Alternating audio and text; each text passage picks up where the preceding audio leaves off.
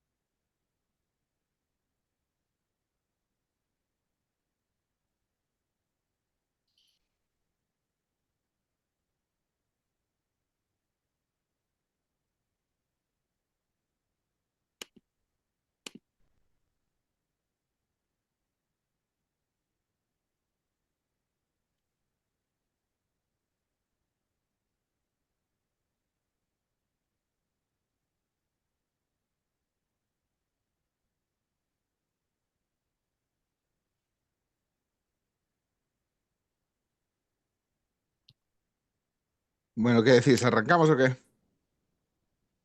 Vamos, Venga, claro. perfecto. Sí, son y Venga, 5. vamos, vamos. Eh, Bueno, en primer lugar, darles a todos las gracias por estar aquí. En primer lugar, a los autores y también a las personas que han comprado el libro, agradecerles que apoyen Libros de Guarda. Este es un proyecto que nació en 2020, con el primer libro publicado en 2021, inicios de 2021. Y bueno, nuestro objetivo es que eh, el material técnico, el material cervecero esté al alcance de todo el público de habla española. Hay mucho material de mucha calidad, pero no todo está accesible en nuestro idioma y no todo pues, es fácil de conseguir en todos los países de España e Hispanoamérica. Entonces, el objetivo de Libros de Guarda era siempre pues, cubrir esa brecha y poder ofrecer ese conocimiento de manera cómoda, fácil y a precios razonables a todos, a toda la comunidad cervecera, tanto de España como de Latinoamérica. Arrancamos en 2021 con la nueva IPA, que fue nuestro primer libro, y durante varios años estuvimos muy enfocados en la traducción de títulos muy reconocidos o básicos o imprescindibles, sobre todo publicados por la Brewers Association de Estados Unidos. En 2024 conseguimos dos hitos que no habíamos, o cosas que no habíamos hecho con anterioridad. La primera fue publicar un libro original diseñado y editado por completo originalmente por la editorial, que fue Pins and Panels, es el libro de M. Sauter, donde tenemos una educación visual sobre cerveza que está eh, enfocada sobre todo en la parte de los maridajes a la gastronomía latinoamericana y española. Y este libro que para nosotros, Cerveza para Rato, que es un libro muy, muy importante, porque es la primera vez que publicamos un material original escrito por autores que escriben en español, con lo cual es el primer libro que no es una, no es una traducción. Para nosotros es el camino a seguir. Nosotros queremos cada vez publicar más material original. Nos interesa lo que tienen que decir los cerveceros de habla española porque entendemos que hay gente muy buena, muy versada y con muchas cosas interesantes que contar. Obviamente hay grandes títulos que están en inglés o en otros idiomas, en alemán o lo que sea, y vamos a seguir con el esfuerzo de traducirlos y hacérselos llegar a todo el mundo, pero sin olvidarnos de lo que tienen que decir los autores que escriben originalmente en nuestro idioma. No sé si me olvido de algo, Aitor. No, creo que has hecho un muy buen resumen de lo que es Libros de Guarda y este proyecto en concreto que nos ha reunido, que es Cerveza para Rato. Para nosotros, como decías, es muy importante dar voz al talento hispanoparlante y, como en este caso, al personal docente del curso de especialización en cerveza artesana y microcervecería de la Universidad de Alicante, que es, como ya todos sabéis, es un curso con una trayectoria intachable que todo el mundo conoce, no solo aquí en el Estado español, en España, sino también pues en toda Latinoamérica, ¿no? Por el trabajo que estáis haciendo. Agradeceros vuestro trabajo y simplemente desde Libros de Guarda lo que quisimos es eso, ¿no? Ofreceros nuestra editorial como una plataforma más para que podáis compartir con una audiencia todavía mayor pues vuestro conocimiento. Por tanto, la verdad es que bueno, ha sido un proyecto que nos ha llevado nuestro tiempo, ¿verdad? Pero que todos tenemos, obviamente, infinidad de obligaciones y de tareas en nuestro día a día. Vosotros en la cervecería, José Carlos y yo con la editorial y con otros proyectos.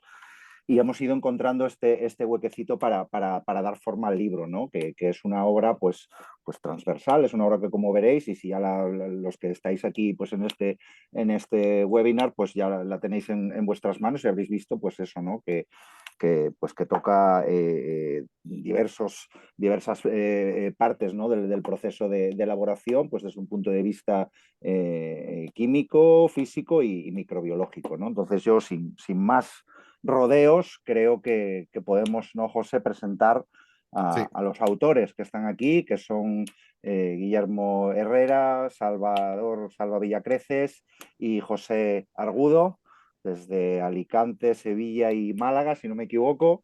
y nada, esta es vuestra casa, ya lo sabéis. Y lo que comentábamos, ¿no? Para seguir un poco el guión y la misma, digamos, la misma pauta que en el libro, pues creo que Guille, te tocaría a ti empezar con tu exposición para que entendáis un poquito cómo vamos a organizar este webinar, este conversatorio. Cada uno de los tres autores pues, va a hacer su exposición durante 5 o 10 minutos, el tiempo que estime oportuno, y obviamente los que estáis asistiendo a la charla podéis compartir vuestras dudas, o podréis compartir vuestras dudas, vuestras preguntas con los autores al término, ¿no? de sus exposiciones. Como queréis, nos podéis hacer llegar por el chat, ¿no? Creo que es igual lo Sí, yo más... diría que para evitar que se nos olviden, si os van surgiendo dudas sobre la marcha, según lo que vayáis escuchando, irlas poniendo en el chat del grupo y de esa manera, pues luego cuando termine la exposición de los autores, procedemos a contestarlas de manera ordenada. Pues muy bien, yo creo que ya podemos dar paso a los auténticos protagonistas de la charla, que son los autores de Cerveza para Rato. Todo vuestro, chicos. Bueno, pues muchas gracias, Aitor. Buenas a todos, yo soy Guille. Me... Estoy encantado de haber podido sacar este proyecto adelante y la verdad es que, no sé, me ha hecho mucha ilusión tanto el proceso de crearlo, de buscar, de indagar, de ampliar los conocimientos que siempre pues, hay que actualizar y asegurarte de que todo está al día, y ese es un trabajo que hemos estado haciendo desde que se preparó el texto original hasta que ha sido plasmado. Así que lo primero, agradecer también a la editorial la oportunidad que nos ha dado de poder sacar esto adelante. Y bueno, al final el objetivo del libro yo creo que es pues hacer que a todo el mundo le llegue aquel líquido que a todos nos enamora en las mejores condiciones, ¿no? Y la cuestión es que, como bien sabéis, muchos seréis cerveceros caseros, artesanos o industriales, porque este es un libro que está orientado para todo el mundo, en un lenguaje dentro de que haya cosas complejas, pero hemos intentado que sea asimilable para todo el mundo y creo que lo hemos conseguido. Y la cuestión es esa, el que todos podamos aprender a hacer que este brebaje tan rico pues aguante en las mejores condiciones durante más tiempo. Entonces, en base a ello, lo que planteamos desde un principio era que la perspectiva del libro fuera práctica, que fuera práctica en el sentido de que todos podamos ver en qué partes del proceso podemos actuar y de qué diferentes maneras para conseguirlo, ¿no? Entonces, pues lo primero que hemos hecho ha sido dividir el libro como en tres aspectos, que sería la parte de la estabilidad química, la estabilidad física y la estabilidad microbiológica, que es la que nos hemos encargado cada uno de los autores, y luego viendo, pues, dentro de esos aspectos, qué medidas podemos tomar a la hora de, mientras estamos elaborando, evitar esos posibles riesgos en el futuro, pero en el caso de que ya haya habido o en el caso de que pueda haber algo que se juegue el riesgo de la cerveza, el cómo actuar para corregirlo. Entonces tenemos como dentro de todos estos capítulos una serie de medidas preventivas y una serie de medidas correctivas. Ya con todo ello dicho, mi sección ha sido la de la estabilidad química de la cerveza. Entonces, dentro de ello, pues hemos visto la primera parte, que sería la estabilidad coloidal, ¿no? La turbidez, que es la que también nos va a, a permitir, cuanto menor turbidez haya, una mayor vida para nuestro producto. Y luego tendríamos la estabilidad organoléptica, los sabores y los aromas, cómo podemos mantenerlos en el tiempo, mejorarlos y evitar que haya un deterioro de ellos.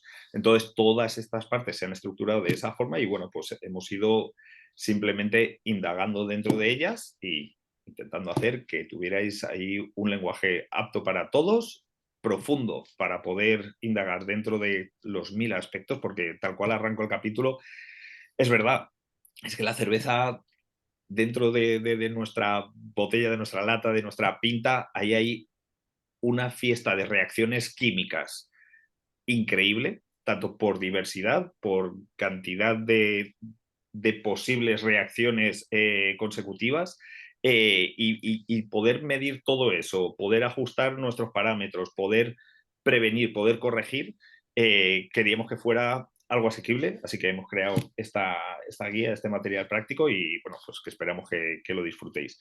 Y yo, como os decía, me he centrado en esos 3 aspectos y nada, le doy también paso a Salva, que con él muchos de las partes de nuestros capítulos estaban un poco solapadas, ¿no? Yo estoy un poco más en el aspecto teórico y en el aspecto práctico de cómo llevarlas a cabo. Y no sé, Salva, ¿qué nos cuentas tú? Bueno, buenas tardes o buenos días a todos y nada, gracias Guille y gracias otra vez a Libros de Guarda por esta oportunidad, este proyecto tan bonito y nada, que empezó también casi en 2020 con un curso de especialización que nos encargaron, no sé cómo salió, pero nos encargaron un cursillo de hablar sobre la estabilidad de la cerveza y el desarrollo de este curso se convirtió en un libro que bueno, que he tenido el placer de compartir con Guille y con José. Es verdad que Guille dice que mi parte es un poquito más práctica, pero por supuesto que estoy con 2 titanes que son doctores, nada más y nada menos, y que tienen una forma de escribir, de redactar y de pensar que los que no son los doctores nos cuesta un poquito más, porque he aprendido muchísimo y he disfrutado mucho en la redacción de este libro. Yo no sé si los que los vaya a leer lo vaya a disfrutar tanto como los que lo hemos hecho, ¿no? Pero la verdad que ha sido una pasada. Y sí, bueno, mi parte un poquito más práctica. También, pues bueno, yo personalmente me he encontrado con problemas de estabilidad en las cervezas o en la cervecería donde he trabajado, me ha tocado solucionarlo. Y sí, intenta un poquito representar esa parte más práctica, más del día a día en la cervecería. Ya os digo, sobre todo por un poco de experiencia que me ha tocado vivir en varias ocasiones. Sobre todo cuando trabajas en una cervecería un poco más quizá grande, que trabaja cervezas filtradas, siempre limpias, siempre impolutas. Y es lo que dice Guille, ¿no? Que el hecho de tratar que la cerveza dure el máximo tiempo posible, o al menos el tiempo que tiene definido en su vida útil, las características organolépticas, por supuesto que uno las quiere mantener, pero siempre son mucho más difíciles digamos que de demostrar, pero la turbidez en una cerveza filtrada está ahí. Y bueno, la estabilidad coloidal de una cerveza, si no se lleva bien, por muy bien que la filtres, una cerveza en cuestión de un mes, 2 meses, 3 meses, se vuelve totalmente turbia cuando tú la has sacado al mercado transparente. Entonces, bueno, el aspecto visual es algo que, por ejemplo, nosotros en la cervecería donde hemos trabajado pues, no ha significado mucho por el tipo de cerveza que vendíamos, ¿no? Y yo, bueno, pues que he matizado un poquito mi parte de introducción física, pues los conceptos, hablando un poquito también de la estabilidad coloidal, que como os digo, la parte visual, que es un poco más física, ¿no? Es la que me ha tocado más definir, hablando un poco de factores externos, ¿no? He hablado del oxígeno, de la luz, de la temperatura, de cómo influyen estos factores en esa estabilidad. Luego meto un poquito en materias primas, en procesos productivos, en procesos de cocinado del mosto, de cómo tratar la cerveza ya verde en fermentación, en maduración, medidas que podemos hacer de forma preventiva, correctivas siempre son un poquito más difíciles, ¿no? O a posteriori siempre van con una especie bueno, de problema que ha pasado y tú por experiencia aplica algo correctivo, ¿no? Y bueno, hablando un poquito de los métodos de filtración, de los métodos de estabilización químicos que hay, físicos, hablo un poquito también del tema de la pasteurización, porque eso influye muchísimo en todos los temas de estabilidad, en la estabilidad del sabor, por supuesto, en la estabilidad física también influye, en la coloidal, por supuesto, porque al final son reacciones que aceleras por temperatura y por presión, o sea que tienen mucho que ver en el deterioro de la cerveza a largo plazo. Y bueno, intentando tocar un poquito, pues eso, todos los aspectos prácticos derivados de la cerveza. La parte organoléptica un poquito más teórica, la toca muy bien Guille en su parte. Y bueno, la parte microbiológica, que es la que va a explicar ahora José, pues también la toca él un poquito más en su parte, ¿no? Pero ya os digo, mi parte creo que es entre comillas, un poco la más práctica y lo que hemos intentado representar aquí en esta parte del libro, pues una experiencia pues eso, en trabajar, en tener problemas con estabilidad coloidal y bueno, representar un poco las soluciones que a mí me han funcionado y que con otros compañeros no han funcionado y verlas un poquito representadas ahí. Así que yo, José, te dejo el testigo ahora. Gracias. ¿Se me escucha bien? No sé si no. Vale, Sí. perfecto. Bueno, hola a todos y nada, muchas gracias a los que habéis comprado el libro. La verdad es que estamos súper contentos de por lo menos ver el final de este proceso, que como bien ha dicho tanto Guille como Salva, pues prácticamente ha durado 4 años. Esto nació prácticamente en pandemia, ha sido uno de estos niños de pandemia, ¿no? Que tanto ha habido. Pues lo nuestro ha sido un niño de pandemia también. Y bueno, pues yo creo que surgió todo un poco por la necesidad que hubo de pronto de todas las cerveceras de tener un producto que nos dimos cuenta que, claro, antes sacábamos cerveza, sobre todo los cerveceros artesanales, sacábamos cerveza teniendo en cuenta que esas cervezas prácticamente conforme salían iban a ser consumidas, entonces no nos preocupábamos tanto por el tema de la estabilidad de la cerveza en el tiempo, porque sabíamos que ese producto conforme salía de la fábrica se envasaba, llegaba al consumidor final y prácticamente el lapso de tiempo o el margen de tiempo que había entre que el producto se envasaba y el producto era consumido era tan pequeño, tan escaso, que no teníamos una necesidad absoluta de preocuparnos tanto por la estabilidad, sino nos preocupamos más por propiedades organolépticas de la misma cerveza, más que por intentar conseguir un producto no de calidad, pero sí que tuviese una estabilidad en el tiempo. Entonces, bueno, pues en pandemia pues surgió un poco esta iniciativa a raíz de Raúl, que no está aquí hoy, pero yo creo que Raúl ha sido el pegamento que ha conseguido que nos unamos todos y que esto haya surgido, que tuvo la idea un poco de unirnos a todos y crear este pequeño proyecto. Y a raíz de eso empezamos a crear un grupo, un proyecto en que nos centramos en eso, en dar charlas que estuviesen orientados a ayudar a los cerveceros dentro de nuestros conocimientos específicos para aumentar lo que es la estabilidad del producto cervecero o de la cerveza en sí. Entonces, bueno, yo creo que esto, después de 3, 4 años de maduración, pues hemos conseguido generar digamos que un compendio de conocimientos bastante profundo en las 3 partes que hemos dividido este libro, que hemos intentado, yo creo que tanto por mi parte como por la parte de Salve de Guille, que fuera súper práctico para los cerveceros, porque hemos escrito el libro como si fuera para nosotros, para utilizarlo nosotros mismos. De hecho, yo disfruto mucho leyendo las partes de Salve de Guille porque creo que son muy aplicables para mí. E intento que mi parte sea también aplicable para los demás, que no sea un tochazo de estos de los que te lees 2 páginas y dices, ¡fuah! No me he enterado de nada. Hemos intentado que sea algo que no buscábamos un libro que fuera de disfrute de lectura, sino buscábamos un libro de referencia que tú digas, tengo este problema, me voy al libro, voy a tal página y encuentro la solución. Básicamente nuestra idea era, como sabemos que tener o trabajar en una fábrica o tener una fábrica de cerveza son problemas, lo que buscábamos eran todas las soluciones posibles a todos los problemas que se planteasen en cada uno de los aspectos, tanto físicos como químicos como microbiológicos. Y bueno, a lo mejor quizás las partes de mis compañeros son un poco más prácticas que la mía, porque yo desde mi punto de vista, pues a nivel físico y químico siempre se puede intentar aplicar soluciones a ciertos problemas, pero desde el punto microbiológico siento deciros que por desgracia no existen medidas correctivas. Una vez que ha habido un problema a nivel microbiológico, la medida correctiva puede ser una de dos: o descartas la cerveza o la utilizas para otra cosa, pero no la vendes como un producto como tal. Ya siento deciros que a nivel correctivo, a nivel microbiológico, una vez que tienes un problema microbiológico en tu cerveza, no existe ningún tipo de corrección que puedas realizar, porque seguramente esa cerveza ya esté echada a perder en el sentido en el que tú creaste esa receta. No digo que esa sea una mala cerveza, sino simplemente quizás no sea la cerveza que tú tenías en mente porque has tenido ese problema microbiológico. Entonces, bueno, básicamente mi sección está, yo creo que es una de las más teóricas, de las menos prácticas, pero lo que quiero poner en relevancia en mi sección son, pues, sobre todo el problema de las contaminaciones, que yo creo que es algo que, aunque no lo parezca, está a la orden del día en muchas fábricas, en muchas cerveceras.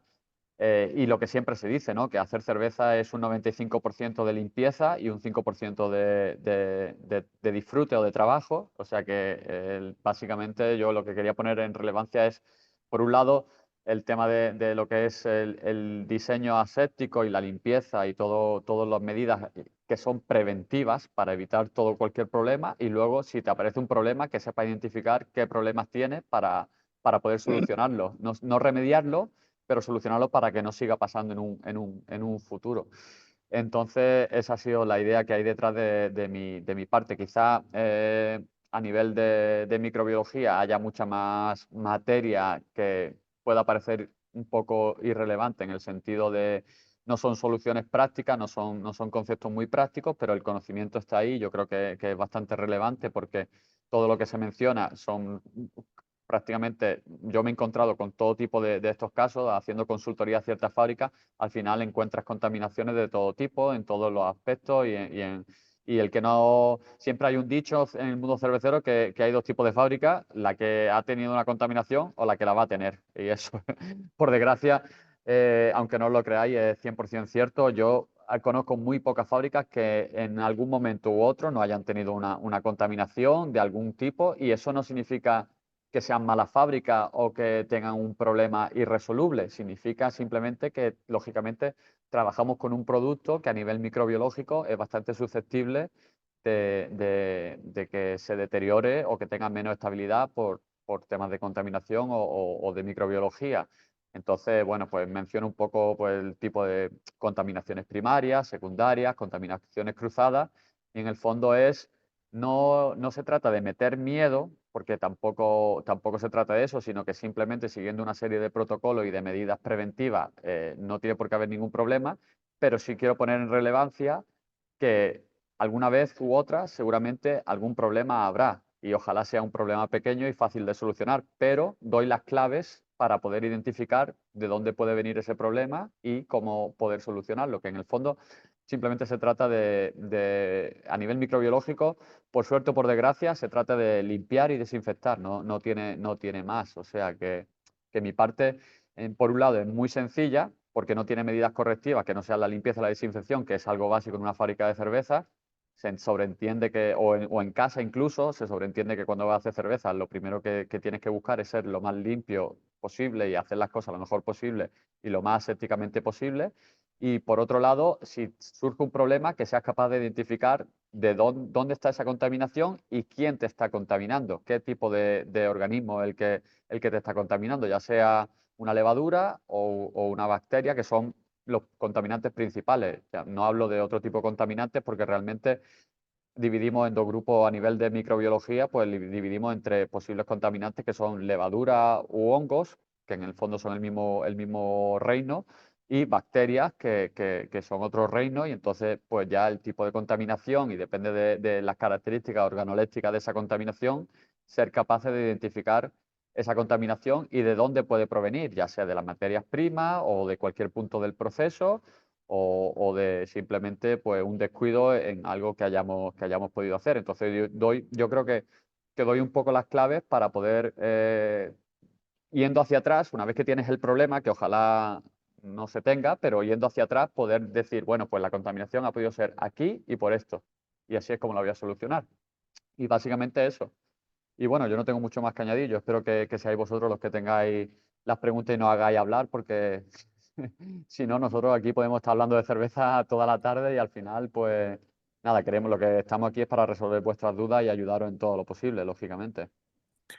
Yo quería hacer un apunte sobre el libro. Yo aquí en Panamá trabajé durante 3 años en un laboratorio de control de calidad externalizado que daba servicio a muchas cervecerías. Desgraciadamente el proyecto cerró en 2022, pero a mí me hubiera encantado que este libro existiera cuando yo estaba trabajando en control de calidad, porque hubiera sido muy útil y me hubiera ahorrado dar muchas explicaciones a las cervecerías sobre por qué y qué objetivos y qué se consigue haciendo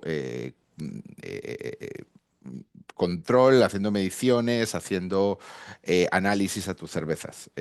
Yo creo que este libro, que obviamente yo leí una vez que ya había cerrado el laboratorio, como que de alguna manera respaldó todo el trabajo que estamos haciendo nosotros durante esos años aquí aquí en ese emprendimiento. Entonces, como digo, me hubiera encantado que el libro hubiera llegado antes de que se cerrara el laboratorio, pero estoy, la verdad, muy contento con el resultado y creo que el trabajo que han hecho los tres autores y cómo se ha estructurado el libro es muy útil tanto para el que elabora cerveza como para el que es juez o catador o para el simple aficionado, porque al final este es un producto que es perecedero y tenemos que entender cómo van sus flujos, cuándo es su momento óptimo y cuándo tenemos que empezar a detectar o entender cuál es su cuesta abajo. Oye, José, yo quiero matizar ahí bueno, yo estuve trabajando en Panamá, yo trabajé con el laboratorio de José Carlos y antes de 2020, bueno, o en cierta época, era muy difícil, vamos, yo me encargaba de la producción y José Carlos estaba en el laboratorio en calidad y era muy difícil convencer bueno, a los dueños de un proyecto de invertir en análisis, de invertir y los propios cerveceros tampoco estábamos del todo concienciados con temas de análisis microbiológico, pero la cerveza al final es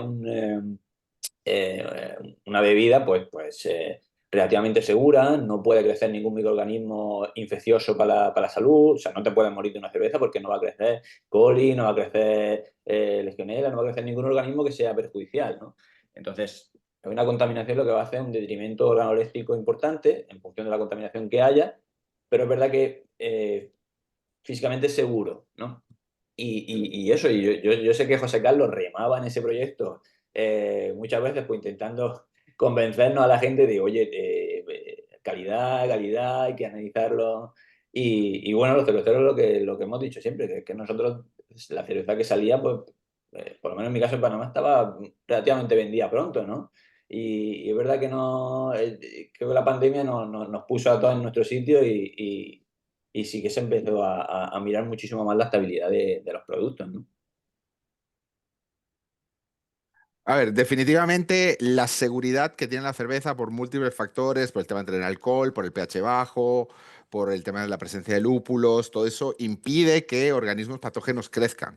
Y eso es una gran suerte, porque si no, probablemente algún compañero estaría en la cárcel ahora mismo, que no es lo ideal, ¿no? O sea, la cerveza sí es un producto seguro en cuanto a la salud del consumidor, lo cual es una bendición, pero eso no quita que nosotros como productores debemos tener el objetivo y el fin y hacer todo lo que está en nuestra mano para que el producto sea disfrutado en una condición óptima. O sea, tenemos que asegurarnos que ese producto sea estable y durante el mayor tiempo posible para que la experiencia de consumo del que se la toma sea la mejor posible, porque al final eso es calidad, una opinión subjetiva que te da la persona que compró tu cerveza.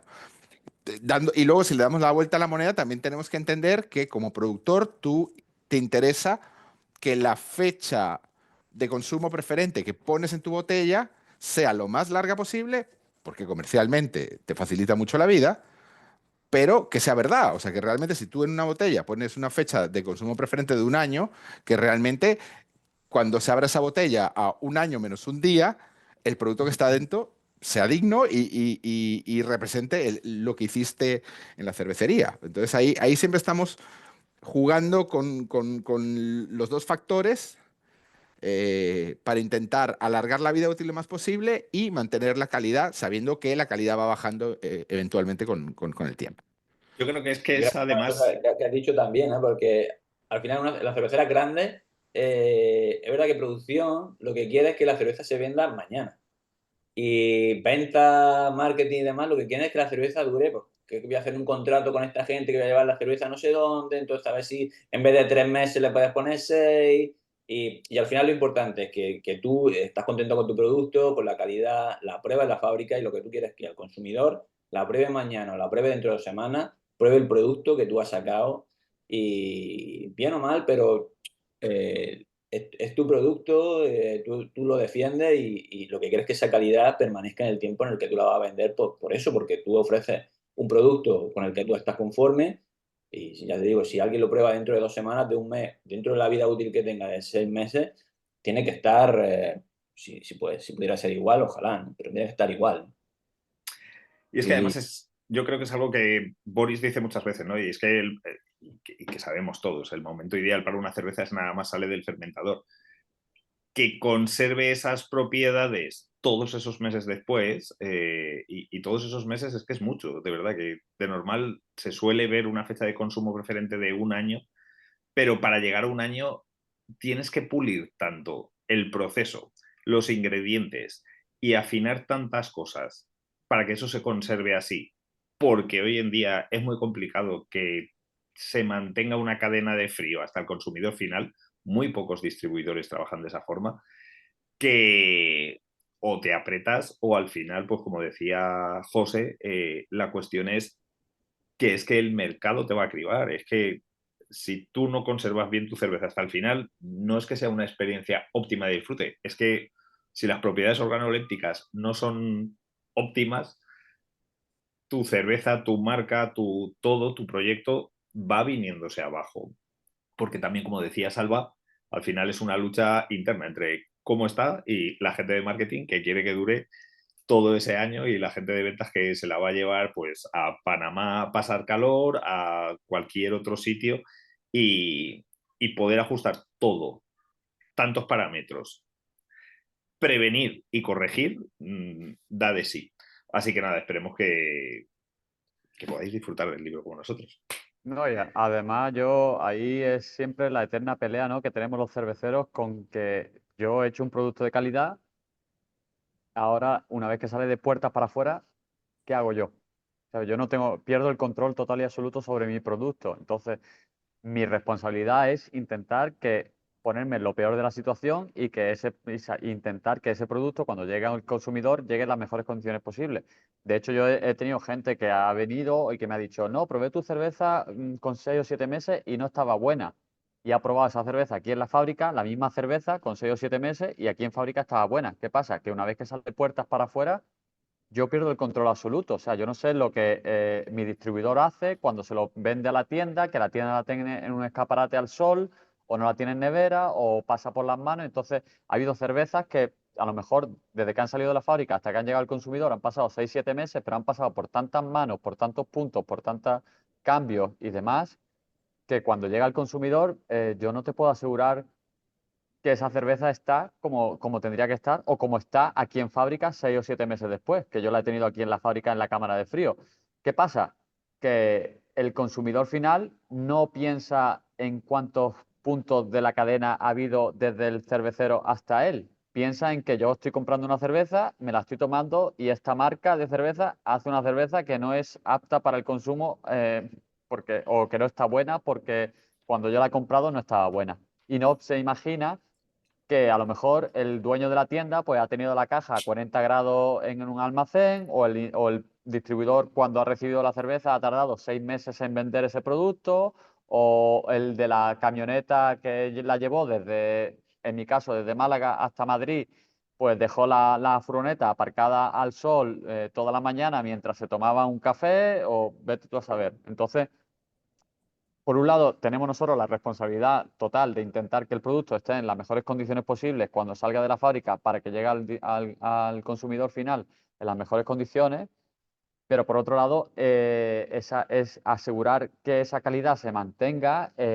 Muchas veces es una misión imposible. O sea, tampoco nosotros somos nadie para exigirle a todos los puntos de la cadena que el producto se mantenga como tiene que mantenerse. Es que ahí es donde viene toda la problemática de la calidad de la cerveza, o por lo menos de la cerveza artesana. Yo ya no entro dentro del mundo de las cervezas industriales que están filtradas, pasteurizadas, tratadas con extractos de ciertos lúpulos para que isomerizadas, bla, bla, bla, en botellas transparentes. Ahí no entro. Yo hablo desde el punto de vista de un cervecero casero, un cervecero artesano, que sabe que cuando su cerveza viaja hay una probabilidad entre 1000 de que la cerveza llegue en condiciones a ese consumidor final. Entonces siempre vamos cruzando los dedos, intentando asegurar nosotros al máximo que nuestra cerveza llegue lo mejor posible y lo antes posible al consumidor final. Y eso yo creo que es una de las problemáticas principales que tenemos todos los cerveceros. Sí, bueno, yo de hecho creo que esa es la clave esta máxima, ¿no? Del drink local, ¿no? El drink local es importante, no porque tu cervecería local vaya a ser mejor que una de Estados Unidos o de Inglaterra o de Alemania, sino por el hecho de que si la cerveza está elaborada a 10 kilómetros de tu casa, probablemente la persona que la elabora pueda tener un control, se distribuya más rápido, rote más rápido y siempre esté más fresca que la maravillosa cerveza que compraste que es de California. ¿Me explico? Entonces, al final, drink local, sí, pero no por un chauvinismo, sino por saber que vas a tener un producto que está más fresco, mejor cuidado que el que dio 3 vueltas al mundo. Entonces yo creo que eso también es algo que deberíamos pensar cuando estamos en una estantería, cuando estamos en un lineal comprando cervezas para nuestra casa, ¿no? Bueno, si quieren arrancamos ya con las preguntas. Como sé que la gente es un poco tímida, yo tengo un par de preguntas preparadas yo para arrancar y de eso romper un poco el hielo.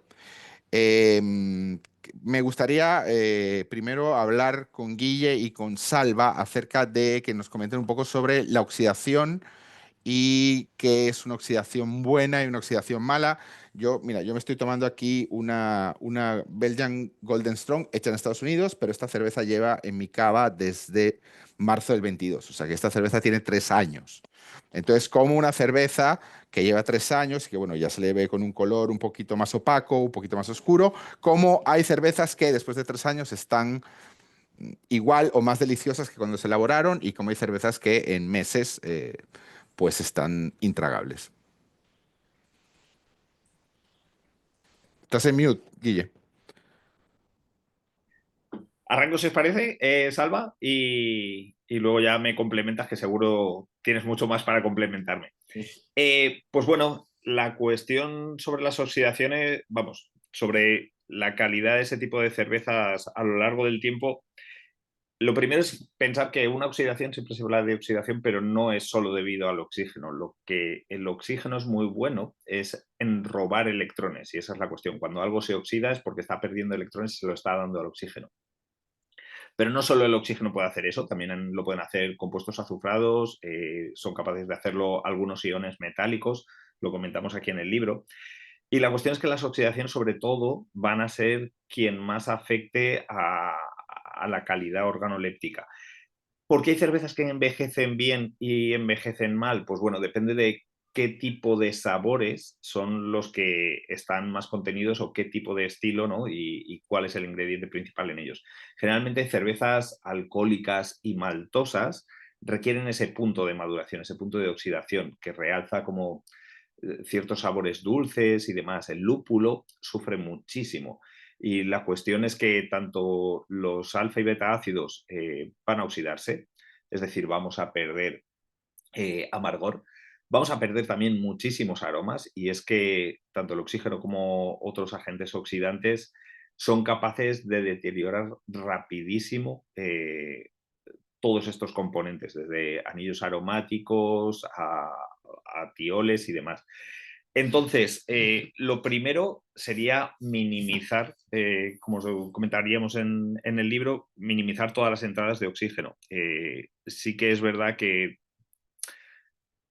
al final esto también es la previsión que uno puede hacer, ¿no? Desde los caseros, pues digamos que no tienen o no es tan fácil el minimizar todas esas entradas y sobre todo el medir los niveles de oxígeno que hay, pues desde en el macerado al hervir. En el hervido va a ser difícil, pero durante la fermentación, si hacemos un dry hopping, ahí es súper peligroso, ¿no? La apertura del fermentador, que la cerveza ya está casi terminada o terminada, según cómo hagamos el dry hopping, si lo hacemos en verde o lo hacemos un poquito antes de la fermentación para favorecer ahí un poquito de biotransformación, de evitar el hop creep y demás.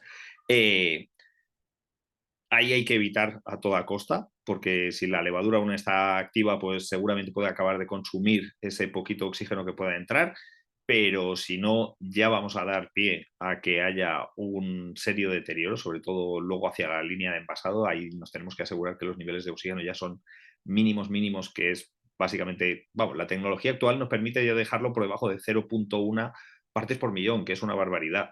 Pero es que si no lo hacemos así, lo único que estamos reduciendo es esa vida útil.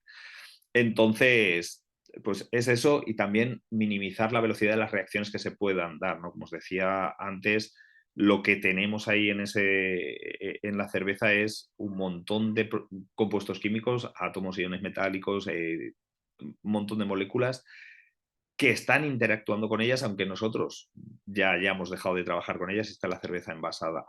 Entonces, si podemos mantener esa cadena de frío, pues también, como os decía antes, es algo básico, porque eso va a evitar o va a ralentizar, mejor dicho, todo ese deterioro. Luego podemos utilizar también, por ejemplo, enzimas y otros agentes antioxidantes, como puede ser el ácido ascórbico. Los sulfitos se utilizan más en el vino, ¿no? Pero el mundo de las enzimas cada vez está dando ahí también pasos agigantados hacia adelante, y la cuestión es que lo que se hace es, se les utiliza esas enzimas como antioxidantes. Lo que nos permiten es el oxidar ciertos compuestos antes o el retener esos electrones antes de que se los robe el oxígeno a esos compuestos, como pueden ser las polifenol oxidasas, que nos va a ayudar de diferentes maneras, ¿no? Pues va a ayudar a oxidar polifenoles a que puedan precipitar mejor y evitar la turbidez en la cerveza, pero también van a coger ese oxígeno y evitar que pueda afectar a los compuestos que no queremos que se deterioren para mantener esa calidad organoléptica. Vosotros que trabajáis en una fábrica más grande, más seria, con más presupuesto y más, digamos, maquinaria, o que podéis trabajar más afinados, ¿qué tipo de medidas tomáis ahí, Salva? Bueno, serias son todas. Grande puede ser grande, pero serias somos Con todas. recursos, vamos a decir con más recursos. Con recursos. Bueno, yo creo que hay dos claves lo que ha dicho José Carlos. La primera es que, obviamente, como tú comentabas, la cerveza es verdad que tiene un tiempo y que tiene oxidaciones, pues, lógicamente tiene 30 años, pero seguramente no se envasó en unas condiciones de oxígeno. No sé qué marca era, pues me ha parecido ver que era... No sé qué marca era.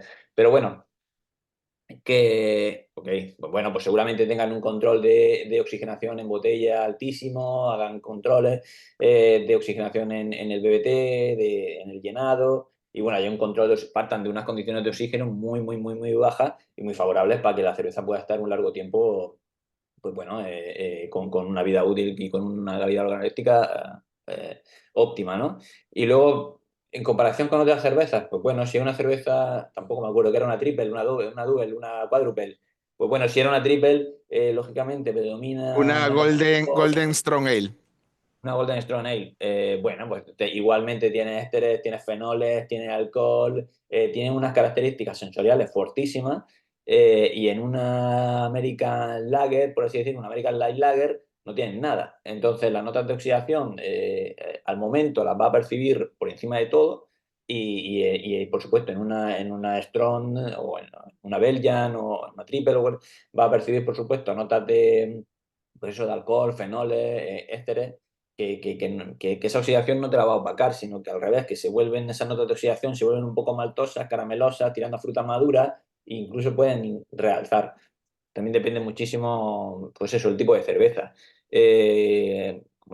Como hemos dicho, la Light Lager, pues son muy sensibles a la oxidación porque no tienen nada que opaquen. O cervezas que tienen fruta, por ejemplo. A mí me gustaba mucho una cerveza que hacía hace años, que era una wheat beer, una cerveza de trigo, que le echábamos zumo de naranja natural, y era un espectáculo cuando salía del tanque, y al mes que la cerveza cambiaba muchísimo, se oxidaba, y la fruta, la naranja en este caso, pues, se oxida muchísimo más rápido y te da notas que no son nada agradables. Y era una pena porque esa cerveza fresca para mí era impresionante, y con un mes me daba un coraje verla por ahí porque me daba rabia que no esté en el punto óptimo de consumo, ¿no? Así que bueno, que influye mucho la cerveza. Y en cuanto a nosotros, a los medios, hombre, nosotros tenemos mucho parte de barrera en fábrica, mucho control de pasa, no pasa, por supuesto organolépticamente, pero a nivel pues, de oxidación sí que tenemos un límite, por ejemplo, en BBT. Si la cerveza tiene un valor después de la filtración de X de partes por billón, la cerveza no se envasa. Y si en el envasado la cerveza tiene un valor X de partes por billón de oxígeno, pues la cerveza no sale. O sea que bueno, sí que tenemos un control muy exhaustivo. Y bueno, para evitar que no haya problemas con la salida de producto, pues invierte en equipos de agua aireada para que los aclarados sean siempre con agua aireada, y si la cerveza o sea, toca agua de enjuague en algún punto, pues ese agua no le va a transmitir ningún tipo de oxígeno porque no lo tiene, ¿no? Y, y sí que hay muchos medios. No utilizamos ningún tipo de estabilizante químico, pero bueno, el agua es aireada para nosotros, pues, para que te haga una idea, nosotros en nuestra línea llena de barriles, al principio sin agua aireada descartábamos los 20-30 primeros barriles hasta que el valor de oxígeno se daba y ahora descartamos uno con el agua aireada. Entonces, ¿Eso qué es? ¿Con mostos de alta gravedad? no, nosotros tampoco hacemos high gravity. El agua aireada simplemente es para aclarado. Tú haces tu sanitización de línea, de llenadora y luego haces una purga de CO2 y envías producto. Y nosotros esa limpieza de la sanitización, esa aclarado, lo hacemos con agua aireada. Y ya te digo que la reducción del oxígeno en el envase es brutal. Es brutal. Así que nuestros medios aplicados son esos. Como dice Guille, pues bueno, pues utilizar ascórbico, sulfito. Lo que pasa es que la cerveza en España, con el tema de la etiqueta, nadie se la juega, todo el mundo quiere tener una etiqueta súper limpia y es súper curioso porque hay muchísimas fábricas a nivel industrial os invito a que intentéis mirar la etiqueta de los barriles, que nunca va a ser la misma que la de las botellas, porque en el barril todo el mundo se atreve a poner lo que quiera, nadie lo va a mirar. Aditivo, alginato, sulfito, lo que tú quieras. Nadie va a mirar una etiqueta de un barril, pero lógicamente en la botella nadie quiere poner ningún tipo de aditivo químico, ¿no? O sea que, bueno, y también que hay aditivos químicos, más bien a la parte microbiológica, como por ejemplo el quitosano, que uno no tiene que declarar porque si lo filtra se supone que se elimina, ¿no? Entonces, el que utiliza aditivo químico intenta que sea un aditivo que sea eliminable y que no lo puedas poner en la etiqueta, ¿no? Sí, Sí que coadyuvante. coadyuvante. Y además, bueno, tenemos la problemática de que el oxígeno tenemos que agregarlo al mosto antes de fermentar porque queremos una fermentación saludable, queremos que la levadura esté sana, se reproduzca rápidamente y empiece a fermentar rápido y que no se queden las fermentaciones paradas, con lo cual hay que agregar oxígeno o se recomienda agregar oxígeno, pero a la vez luego no queremos que en el producto terminado quede nada de oxígeno. Entonces estamos ahí también un poco tirando de los dos lados de la cuerda al mismo tiempo. Totalmente. Yo te voy a contar ahí, antes que hemos estado hablando de la cerveza sin alcohol, nosotros hacemos una cerveza 00 con una levadura con piquia y requiere oxigenación para que no produzca alcohol. Es que esto es más curioso porque es verdad que antes he dicho que era súper súper económico, rápido y demás, pero tiene una problemática, que tú estás inyectando continuamente al mosto oxígeno y ahora tú le dices que quieres que pare porque ya la fermentación ya estás contento con ella. Tienes que esperar que se reduzca todo el oxígeno que hay en el mosto y justo el momento de que se reduce, lo que tienes que hacer es medimos el oxígeno continuo y una vez que llega a reducir todo el oxígeno, ya le bajas temperatura para que no produzca alcohol. O sea que eso es lo que tú dices de en algún momento meter oxígeno y luego tenés que quitárselo. En la técnica esta de producir cerveza 00 es brutal. Y sí, también es verdad que la mayoría de cerveceros estamos muy preocupados por la oxigenación de los mostos para dar suficiente oxígeno a la levadura, pero tampoco hay que... Oxigenar de menos es peor, pero oxigenar de más tampoco es bueno.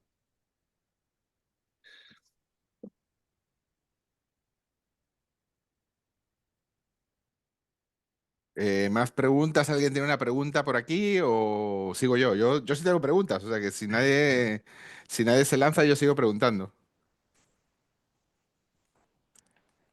Ok. A ver, creo que tenemos uno aquí. A ver. Pregunta Rafael que ¿cómo se establece una fecha de consumo preferente? Bueno, Bueno, ¿quién le da? ¿Quién le da? Un arma de si doble filo, quieres. ¿verdad? Es un arma de doble filo. A mí me gusta darle una fecha de consumo preferente de 3 meses a mi cerveza, pero me haría mucho daño.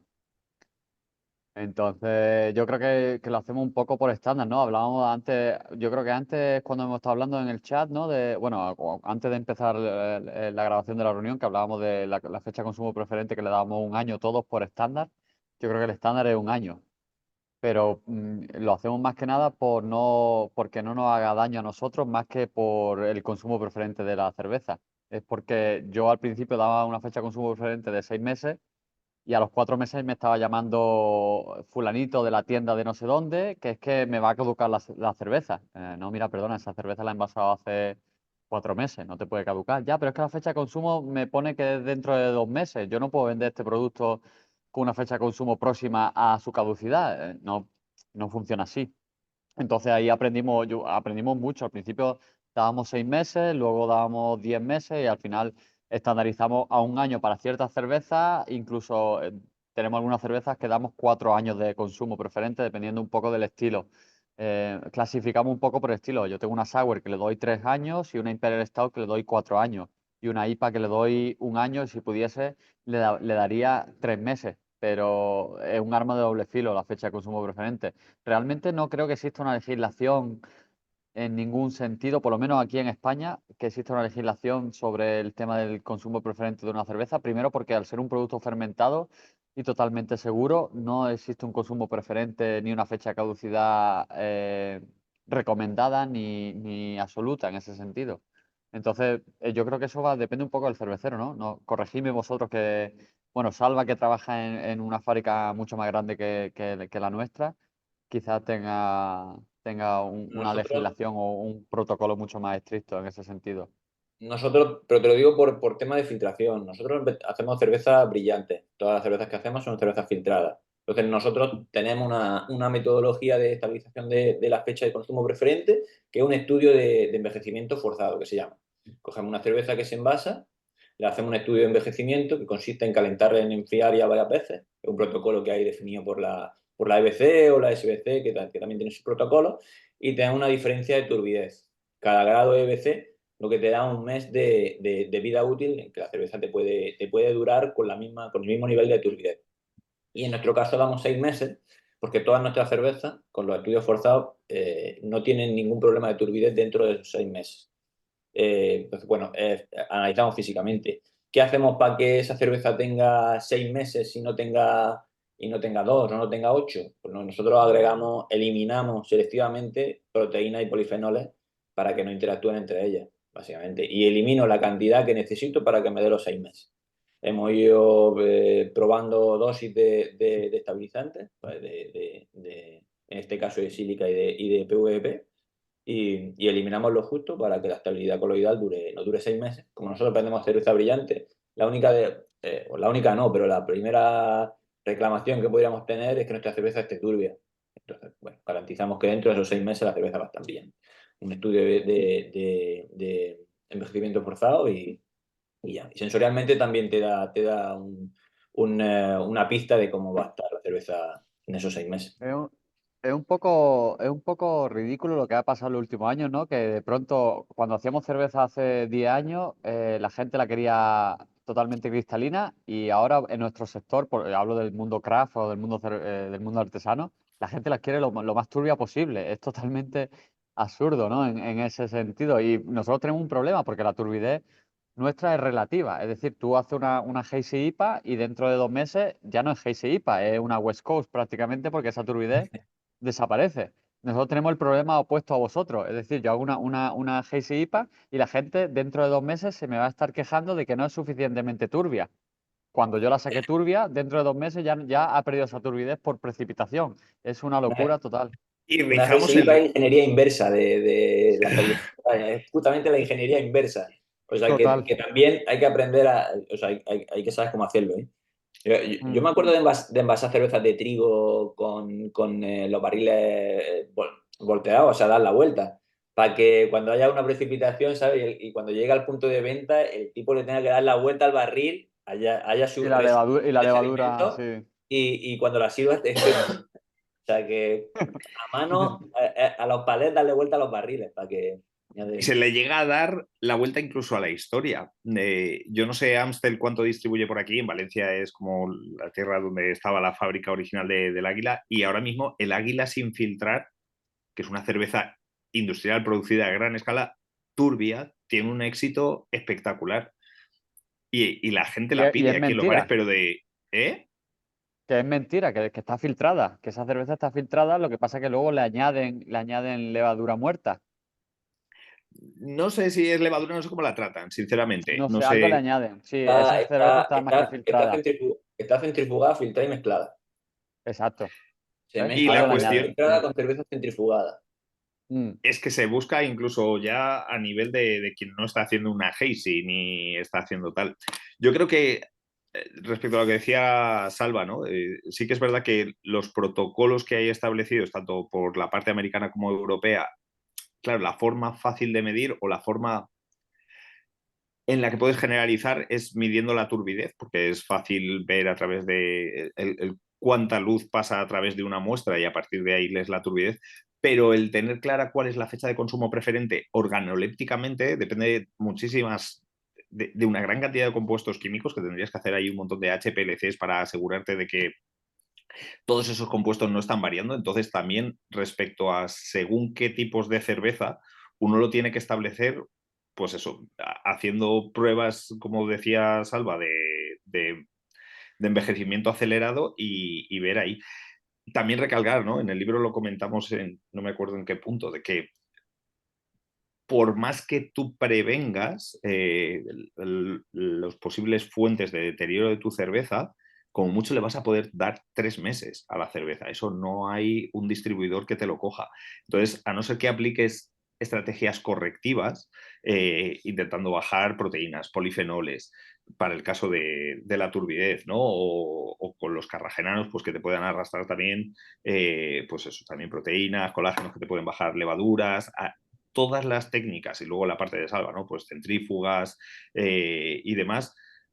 Si no haces todas estas cosas o luego añades antioxidantes y minimizas, sobre todo con el oxígeno, ¿no? Las cantidades que te puedan quedar en el producto final, no vas a conseguir una fecha de consumo preferente más larga, porque como decía Salva también, no va a caducar, no va a haber un microorganismo que luego llegue y te haga ir al hospital.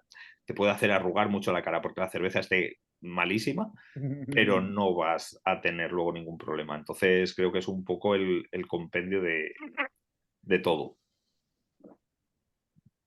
Bueno, tenemos otra pregunta. Nos preguntan qué formas habría para filtrar a nivel casero. Entiendo que bueno, que sería más bien clarificar, ¿no? No solo filtrar, sino cómo conseguir una cerveza más clara cuando estás elaborando cerveza en casa.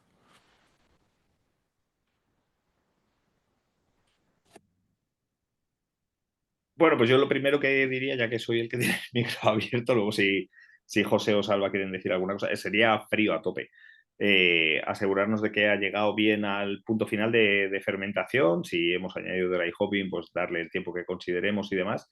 Y a partir de ahí sería pues dejar unos pocos días para que madure, para que terminemos pues eso, a pausa de diacetilo, para que todo nos aseguremos de que está en su sitio y a partir de ahí bajar al mayor frío posible.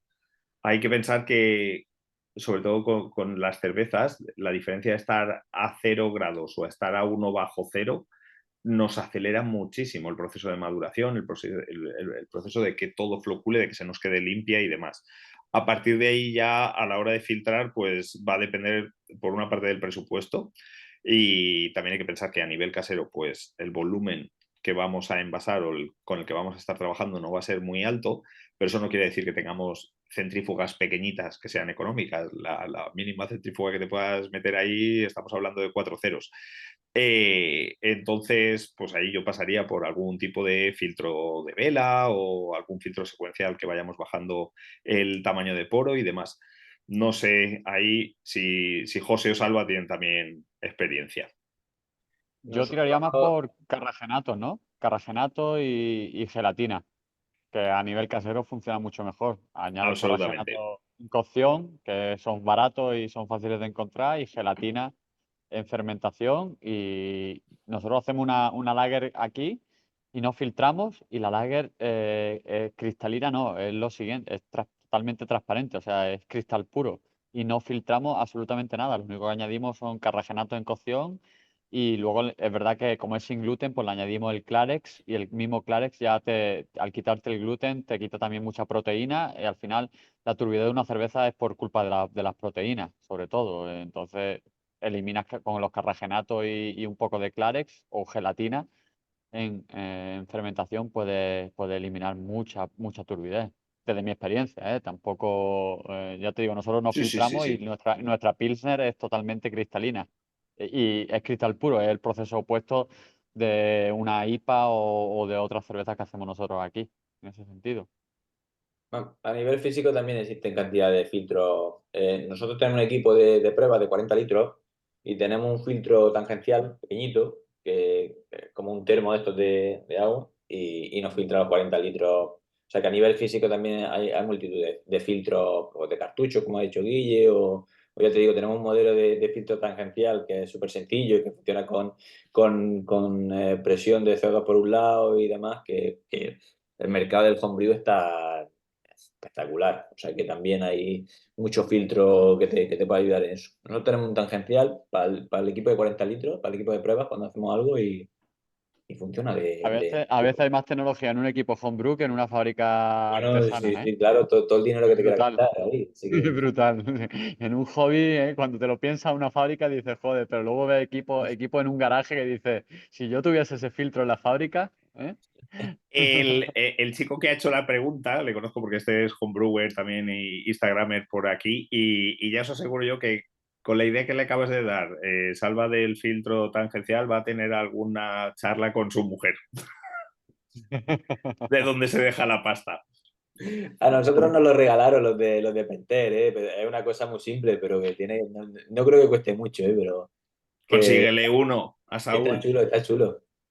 Dile que se te averió el tuyo, coño. Que Que se te me manden cayó, se otro, me que te cayó. manden otro, que te manden otro. Sí, sí, no, porque el tangencial grande ya os digo yo que eso es vamos, ya está lo que no está escrito.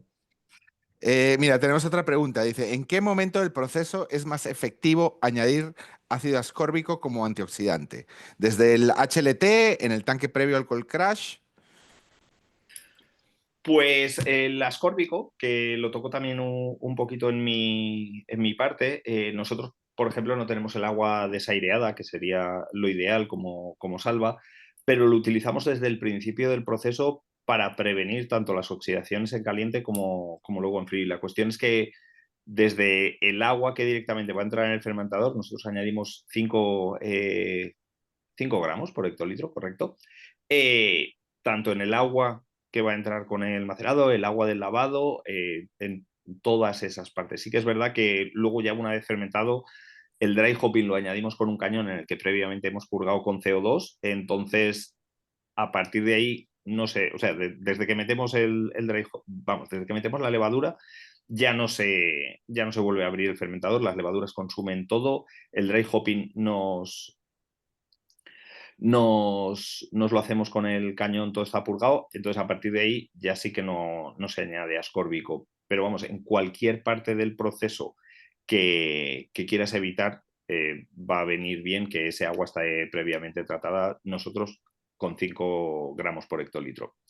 El agua desaireada que comento, está preguntando por ahí Carlos Peregrina, es un agua que, vamos, simplemente yo no sé cómo la tratáis vosotros, Salva, yo cuando estaba haciendo la tesis doctoral trabajamos con la respiración de bacterias y para calibrar el sensor que teníamos de oxígeno, básicamente borboteábamos con CO2 y luego añadíamos un producto, pero el CO2 empuja hacia afuera todo el oxígeno que pueda haber. Entonces, si esa pequeña escala, porque si no el gasto es muy grande, pues con una pequeña piedra que maximice la superficie y volumen de las burbujas, así el intercambio gaseoso es más alto.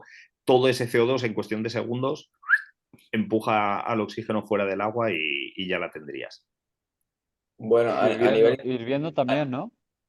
a nivel industrial, lo que más se vende de agua desaireada serían las membranas selectivas, que eso tiene una patente, una empresa que la verdad que funciona muy bien. Y nosotros lo que tenemos es tripping, que es lo que dice un poco Guille.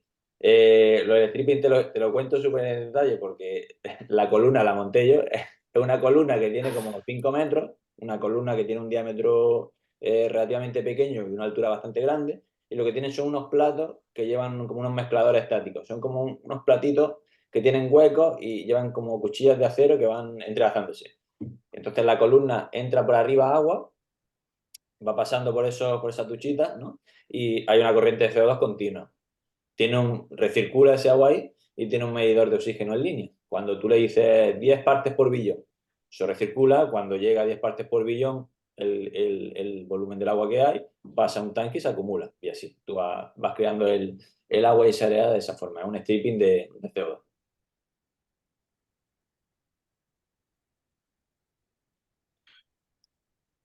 Nos preguntan también sobre la gelatina, la beer gelatin, para clarificado o madurado, que dice que dice, no tuve una buena respuesta del beer gelatin en clarificado o madurado, nos formó como una goma. ¿Puede haber sido por no hacerlo en fermentación? La, eh, a ver, por partes, la gelatina, toda el isinglass, gelatina y demás, son moléculas anfóteras, tienen dos cargas, tienen carga positiva y carga negativa, lo que igual nos va a ayudar a precipitar compuestos químicos que tengamos aquí con ambas cargas, ¿no? Pues las proteínas, por ejemplo, tienen cargas positivas, pues la parte negativa se uniría a ellas, las arrastraría, las levaduras tienen carga negativa, pues la parte positiva nos ayudaría a arrastrarla. A la hora de hacer esta goma, ¿no? Que se te pudo quedar, seguramente fuera, la primera debe de estar caliente el agua cuando la mezclas con esta gelatina y tener una cantidad suficiente de agua como para asegurarte de que no se va a formar esa goma, ¿no? Es cuestión de pongo un poquito de agua, la hidrato y la tiro porque se queda hecho una pelota. Entonces es tener suficientes litros a temperatura, diluirlos. Esta es una parte final, porque esto ya viene para la fermentación, así que nos tenemos que asegurar también, como acabamos de hablar, de que no haya oxígeno en ese agua. José estaba comentando lo de al hervir, también evitamos gran parte del oxígeno y la cuestión es que la dilución de los gases en un líquido disminuye al aumentar la temperatura, así que por eso también cuando vamos a fermentar lo que hacemos es oxigenar el mosto una vez ya frío. Si lo oxigenáramos en caliente no admitiría la misma cantidad de oxígeno y luego seguramente tendríamos una fermentación estancada que no terminaría porque no han podido sintetizar suficientes esteroles en la membrana las levaduras. Pero respecto al problema de la goma, yo creo que sin saber más de cómo hicisteis ese protocolo, te diría que una cantidad de agua suficiente a suficiente temperatura, asegurarte de que está bien diluida la gelatina en ese paso previo y a partir de ahí ya añadirlo al final de la fermentación para ayudar a que arrastre todas esas levaduras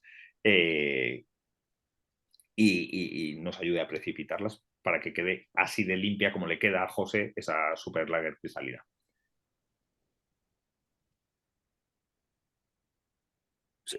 Ahora no hay más. Yo tengo una pregunta para José, que lo veo muy tranquilo. Oh, sí. Mira, a ver, nosotros en la cervecería con la que estoy ahora, pues tenemos la fortuna, o creo que hacemos bastante bien el tema de la limpieza, la sanitización, con lo cual no solemos tener problemas de contaminaciones. Sin embargo, usamos bastante Brett y usamos bastante levaduras diastáticas. Entonces, quería preguntarte ¿qué consejos nos podrías dar o cuáles son los protocolos en específico para estos microorganismos o estas levaduras que no son una contaminación porque tú las incorporas al proceso, pero que pueden ser problemáticas por las condiciones propias de ellas? Pues el primero es tener una segunda fábrica donde haga esas cosas. No, no, es broma. A ver, el problema por ejemplo, con utilizar lactobacilo o con Brettanomyces es que, claro, hay mucho desconocimiento porque hasta hace muy poco se trataban como contaminantes y no como levaduras autóctonas propias de una cervecería. Entonces, no había mucha gente que trabajase ese tipo de levadura en una fábrica de cerveza mezcladas con, o sea, una fábrica de cerveza en el entorno de una fermentación limpia. Es decir, yo tengo mi fábrica de cerveza con mis fermentaciones limpias, con mis levaduras ale o mis levaduras lager, y luego aparte añado lactobacilo, añado pediococo o Brettanomyces o otro tipo de bacteria o levadura. Y claro, estoy mezclando algo que es un contaminante o teóricamente un contaminante con una fermentación limpia. Y entonces la gente como que no entendía el concepto de, bueno, ¿y qué ocurre con esto? Una vez que yo añada esto, ya automáticamente la fábrica está contaminada. No, realmente Brettanomyces es una levadura.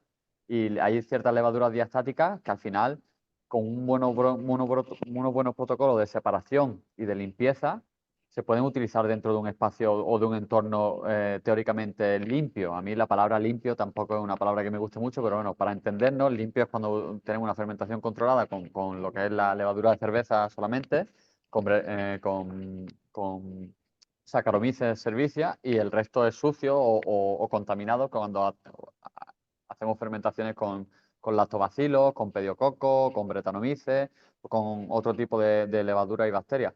Al final, cualquier microorganismo es susceptible de ser eliminado tanto por procesos físicos como por procesos químicos. Y se trata de tener los protocolos tanto de limpieza como de esterilización que funcionen y de separación. Si yo utilizo ciertas mangueras para trabajar con una cerveza que tiene Brettanomyces, pues esas mangueras las separo de las mangueras que en las que trabajo con Saccharomyces, porque son más difíciles de limpiar y de esterilizar. Y bueno, el equipo de producción, pues al final, por las mismas temperaturas, la cerveza tendría que salir limpia y demás. Y utilizando los productos químicos como tienen que ser utilizados, pues Brettanomyces, por ejemplo, no es tan difícil de eliminar como parece. Es verdad que las bacterias son mucho más difíciles de eliminar que una levadura, pero es una cuestión de tamaño más que de resistencia.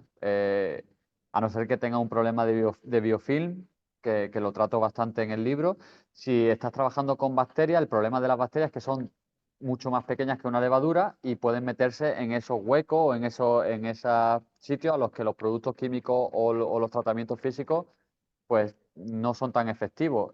Puntos muertos del sistema o incluso pequeñas abrasiones que haya en el equipo, en las tuberías o en las mangueras o en partes de las válvulas, sobre todo la valvulería también es muy susceptible a contaminación. Entonces, partiendo de una separación tanto de lo que son utensilios como mangueras, bombas, valvulería y demás, y luego un buen tratamiento físico-químico de limpieza y esterilización, teóricamente no tendría por qué haber ningún problema, porque igual que limpia y esterilizas para Saccharomyces, limpia y esteriliza para Brettanomyces o para lactobacilo, para cualquier otro organismo. En el fondo es que, claro, parece que son inmortales. Parece que Saccharomyces no, pero los demás son inmortales y una vez que entran no los podemos eliminar. Y tampoco es el caso, ni mucho menos, al revés. Muchas veces las bacterias son menos resistentes quizás que algunos tipos de levaduras, por ejemplo. De hecho, nosotros que, por ejemplo, también utilizamos lactobacilo, pero lo usamos con kettle sour, me preocupa Claro, muy poco, porque realmente exacto. inoculas el lactobacilo, consigues el ácido láctico, te baja el pH, y en el momento que te das el pH adecuado, Hierbes. hierves y lo fulminas. Claro, Final de ¿y la historia. qué pasa a lo mejor con el lactobacilo, que cuando estás inoculando el polvito de ese lactobacilo se ha quedado pegado en la tapa de no sé qué o ha podido pasar? ¿A que no te preocupas por eso? Y no has tenido Pues no me ha problemas dado, con no me ha dado lactobacilo. problemas. O sea, no sé si me ha dado Exactamente, problemas. pero yo te digo, por ejemplo, que trabajo mucho con lactobacilos, que cuando tú abres un paquete de lactobacilos, tienen bueno, de hecho, tú mismo estás respirando lactobacilos. Y el de al lado y el aire, tienes un montón de tipos de levadura y de hongos que están en el A ver, ambiente y estás respirándolo y están ahí. Entonces, y te preocupan. Uno digo, ni lo piensa. nosotros estamos haciendo levadura, digo, estamos haciendo cerveza en Panamá con 30 grados de temperatura y 90% de humedad todo el año. Quiero decir, Perfecto. esto es una fiesta de microorganismos. Sí, Eh, el o ambiente, sea, el ambiente perfecto para tener entonces, no uno, entonces, sino 500 tipos diferentes de bacterias y levaduras. obviamente, claro, obviamente tienes una cantidad de cosas pasando, pero obviamente si eres riguroso y si haces tus procedimientos de sanitización adecuados, sí evitas los Claro. problemas. Claro, Luego claro, y también, tampoco va a obligar a la gente a que se duche de manera aséptica antes de entrar en la fábrica y se cambie de De ropa y hecho, demás. O sea, imagínate. De hecho, nuestra mayor preocupación y posiblemente a lo que le pongamos más énfasis es a la enlatadora. Porque ese es Claro, obviamente el equipo en frío que solo tienes uno y no puedes tener dos. Con lo cual todas las cervezas tienen que pasar por ahí y hay superficies pequeñas, hay No, muchos recovecos, hay claro, y mucho... además sabemos que el 90% de las contaminaciones son secundarias, que eso queda muy claro. Son secundarias porque se producen post-fermentación, son lo que llamamos contaminaciones secundarias. Entonces, el 90% son post-fermentación y ¿cuándo ocurren? En el envasado normalmente.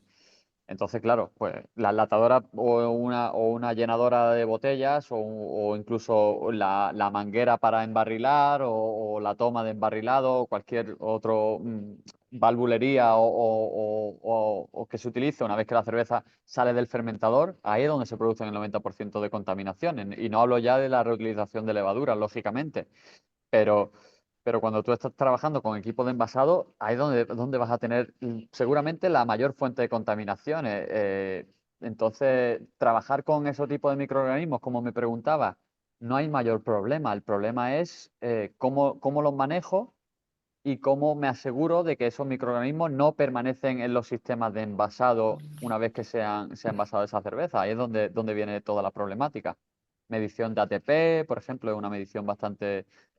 Sí, son el estándar en una fábrica de cerveza y lo más asequible y mejor es una medición de ATP, que es lo más directo. A partir de ahí luego ya muestras para laboratorio las que tú quieras. Tú que tienes experiencia con eso, puedes hacer cultivo, o puedes hacer PCR, o puedes hacer otro tipo de cosas, pero bueno, un medidor de ATP no es tan caro. Para una fábrica de cerveza no es un aparato tan caro y es muy asequible, y muy directo y muy fácil de utilizar, por ejemplo. Sí, eso es un buen método. Y bueno, y ahora ya hay también cultivos en medios selectivos que tienen la desventaja que te toca esperar para ver si crece o no crece, obviamente, no es No tan inmediato, directo. Claro. pero, pero definitivamente sí te da una indicación bastante clara de qué contaminantes o qué microorganismos tienes en tu cultivo, Sí, sean pero deseados o es que un indeseados. medidor un medidor de ATP, aunque no sea cualitativo, es muy cuantitativo, en el sentido de que no te diferencia, pero en el momento que te da un positivo ya sabes que algo hay. Bueno, claro, obviamente tienes que usarlo de manera estratégica porque si hay levadura cervecera, te la va a marcar. También.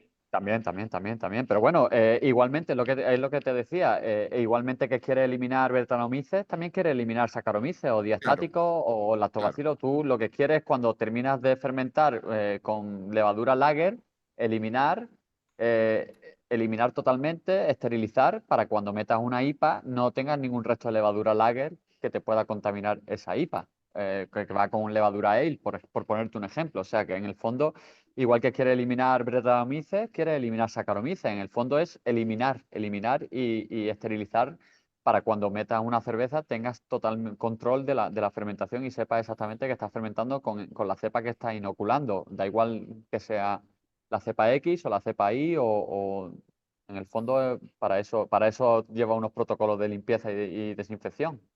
Que eso también es, sobre todo a mí, una de mis preocupaciones mayores es el diastático, porque esa es una levadura que sigue rompiendo cadenas largas y que normalmente canta o aparece cuando la lata o la botella lleva 2, 3 meses Sí, en el punto de venta final. Entonces de es repente te silenciosa. llaman, reventó una lata en no sé dónde. Sí, es una contaminación silenciosa que se hace esperar y siempre ataca en el peor momento.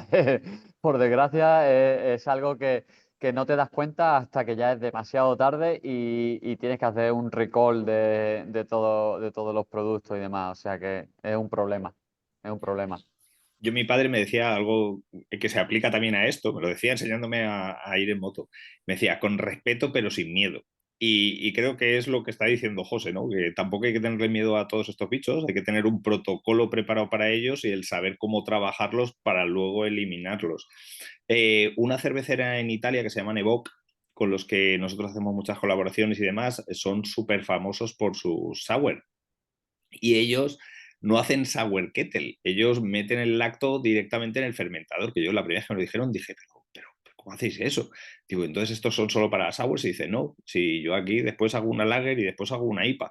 Y digo, ¿y cómo os aseguráis? Y dice, pues simplemente sabiendo que el lacto no aguanta muchos IBUs.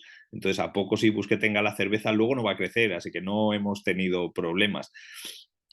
Entonces, es eso, yo creo que es lo que está intentando transmitir José, ¿no? De que teniendo un buen protocolo, conociendo bien a los bichos, cómo van a reaccionar, cómo limpiar, cómo tal, con respeto pero sin miedo, que al final En el la fondo, fábrica, en el lo fondo ideal es lo de Saccharomyces, Salva, tener dos, pero claro. Claro, en el fondo Saccharomyces es otro microorganismo más. Lo que pasa que parece que Saccharomyces es lo mejor y lo demás es lo peor. Y entonces queremos tener lo mejor y eliminar lo peor. Y muchas veces nos olvidamos de que antiguamente Saccharomyces era uno más de todo el grupo y ahora resulta que es la estrella. Pero bueno, de todas maneras, también el Saccharomyces también es bastante dominante y también tiene ese gen killer que evita que muchas otras microorganismos puedan crecer también. Eso nos No, ayuda, no ¿no? todas las cepas, ¿eh? No todas las cepas tienen el gen killer, ¿eh? Eso hay que tenerlo en cuenta. Hay cepas que sí y cepas que no. Eso es importante, sí, sí, Sí, sí. Hay sí, sí, cepas de Saccharomyces que tienen el gen killer y otras que no lo tienen. Entonces, eso hay que tenerlo en cuenta claro. también. Pero bueno, al final es una cuestión de población y alimento. Es decir, si yo y mi amigo somos 10 y tu amigo sois solo 2, nosotros vamos a dominar la fiesta y nos vamos a comer todo y nos lo vamos a beber todo. En el momento en que tú vengas con 7 amigos más o 15 amigos más, ahí ya tenemos un problema, porque alimento hay para X. Al final es la cantidad de alimento que haya disponible para la población que haya. Entonces, es una cuestión de cuántos son uno. Por ejemplo, yo cuando preparo la cerveza, hidrato la levadura y no esterilizo el mosto en el que estoy hidratando la levadura. Y la gente me dice, ¡guau, estás loco! ¿No has hervido ese mosto donde estás hidratando la levadura? Y digo, ya, pero es que estoy echando medio kilo en 20 litros. Aquí no hay sitio para nadie más, ¿me entiendes? Aquí solo hay sitio para lo que yo estoy inoculando. El que venga se va a tener que pelear con todas las Saccharomyces que estoy echando en esta solución de hidratación. Pues pasa lo mismo con la cerveza. Una vez que Saccharomyces domina el ambiente, la que venga detrás, una de dos, o Saccharomyces no le interesa lo que queda y la otra se aprovecha de los restos, o tengo un problema porque me está dominando sobre Saccharomyces. Pero volvemos a lo de siempre. Si yo soy capaz de eliminar Saccharomyces, soy capaz de eliminar prácticamente cualquier levadura que haya y por ende, con un poco de suerte, casi cualquier bacteria. Entonces es cuestión de protocolo, más que otra cosa. Procedimiento y protocolo.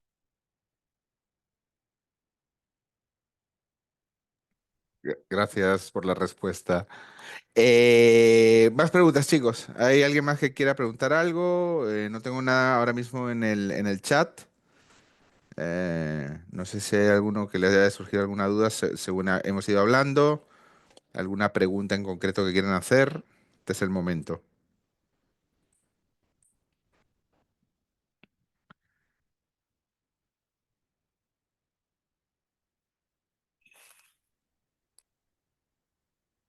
Simplemente, si me disculpáis, bueno, agradecer a todos los que habéis asistido a este interesantísimo webinar. Si os habéis perdido algo o queréis recuperar algo, lo estamos grabando, así que lo vais a poder recuperar. Bueno, pues pronto lo vamos a colgar en nuestros canales oficiales y aprovechar también para agradecer, que se me pasó al principio y que lo citó, creo que fue Salva, Cerveza para Ratón no habría sido posible sin la coordinación y el látigo de Raúl Tejerina, que no está hoy aquí, subdirector del curso de especialización en cerveza artesana y microcervecería de la Universidad de Alicante, y también agradecer a todo un referente, que es un honor haber podido contar con el prólogo y con los sabios consejos y la colaboración de Boris de Mesones en este proyecto, ¿no? Que se me pasó al principio y esto es muy importante. Así que nada, no sé si hay más preguntas.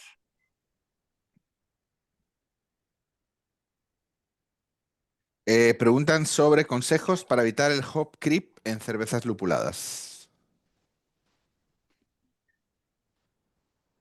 Vale. Pues sí, voy. El hop creep es algo que sí, evidentemente hay que evitar.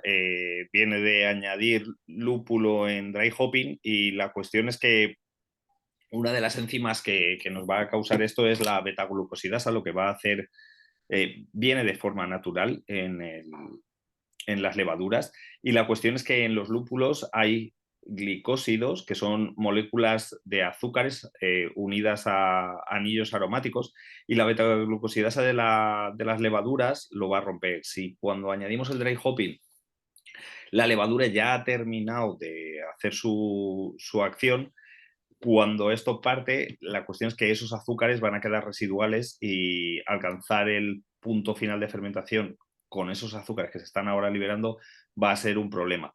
Entonces, nosotros también por biotransformación, por aprovechar también, pues, por ejemplo, la beta-liasa y demás, lo que hacemos es añadir antes de que termine la fermentación, cuando aún quedan 4 o 5 puntos o 1 plato o 2 platos por bajar la densidad, entonces lo añadimos. De esa forma te aseguras de que la levadura, pues sí, va a expresar esa enzima, va a romperse esos glicósidos, pero también va a poder comerse ese poquito de azúcar y evitamos que luego se nos quede ahí ese azúcar retenido que nos pueda dar problemas una vez ya envasada la cerveza. Nosotros, por ejemplo, que hacemos muchas cervezas con doble y triple dry hopping, nos hemos dado cuenta de que un factor fundamental también es la temperatura del dry hop, porque hemos experimentado con muchas temperaturas y para nosotros el dry hop, el segundo y el tercero, nos gustaría hacerlo a unas temperaturas mucho más bajas, pero cuanto más baja sea la temperatura, muchas más probabilidades de hop creep vamos a tener a la larga.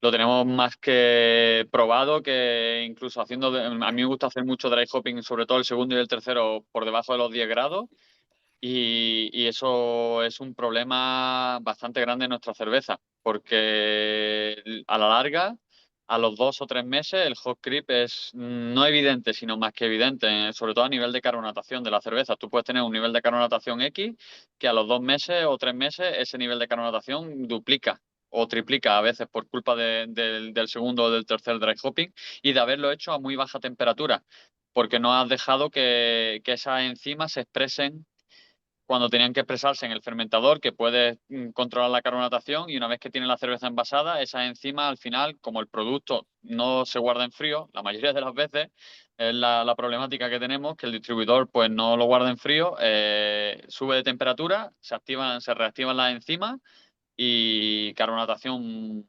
prácticamente asegurada, o recarbonatación asegurada. Entonces, otra forma es también eso, alargando un poco los tiempos de dry hopping y aumentando las temperaturas del dry hopping, con las consecuentes, digamos, el compromiso de perder un poco esos aromas, pero aumentar las posibilidades de que ese producto no sufra refermentaciones. Sí, yo creo que hay dos estrategias aquí, ¿no? Con el hop creep. Una es dejarlo ocurrir, básicamente, es tener suficiente levadura como para que se consuman todos esos azúcares residuales que están apareciendo con los lúpulos. O también la estrategia inversa, que es intentar que no ocurra. Hay cepas de lúpulo que son que tienen menos propensión al hop creep, hay levaduras que son menos floculantes, hay levaduras que tienen menos tendencia a generar diacetilo. Entonces puedes tomar una estrategia de intentar escoger los ingredientes adecuados para que no se produzca el hop creep o dejar que ocurra y que la fermentación vuelva a terminar hasta el final, con lo cual no vas a tener el diacetilo. Claro, pero el problema es que los lúpulos que tienen menos probabilidades de que ocurra el hop creep normalmente son los lúpulos que menos realmente aportan a la cerveza en cuanto a aroma y sabor. Es decir, si utilizas Mosaic y Simcoe, en mi experiencia, el hop creep está totalmente asegurado, o sea, es 100% asegurado, incluso Citra.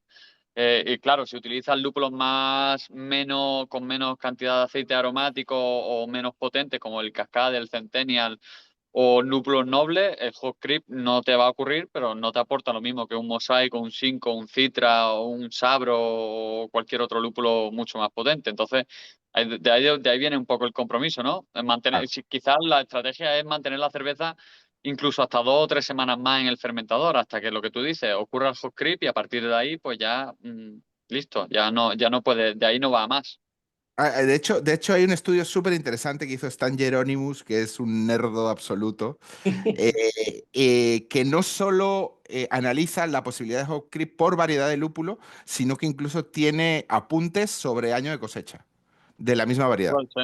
Sí, yo lo último que escuché sobre hot creep fue de Monkish, que pasaron de ser especialistas en cervezas belgas a ser especialistas en cerveza ultra lupulada, y ellos decían que maduraban hasta 3 o 4 semanas, una vez que la IPA, aunque una IPA estaba terminada, maduraban hasta 3 o 4 semanas más y no había problema en cuanto a turbidez, o sea, seguía manteniendo la turbidez y demás, pero se aseguraban que no había hot creep, es decir, tenían un tiempo de maduración extra de 3 o 4 semanas y se plantaban en los 2 meses prácticamente para una cerveza, tranquilamente, ¿eh? Entonces son estrategias. De ¿Merece hecho, la pena? Ujú. Una de las cosas que me enseñó Boris, que hacía él con su cerveza para evitar esto, era bajarle la temperatura del lácteo a su dry hoppy, descanso y de acetilo, y bajaba la temperatura a 2 grados día al principio, para que al final lo que está haciendo es prolongar, a la vez que enfrías, prolongar un poco el descanso y que la levadura pueda funcionar. Y la verdad es que a mí me ha funcionado muy bien. Lógicamente ahora la solución para el hot creep para mí es cuando tengo que hacer un dry hopping es pasteurizar y filtrar y ahí no hay, como no hay levadura, no hay problema. Claro.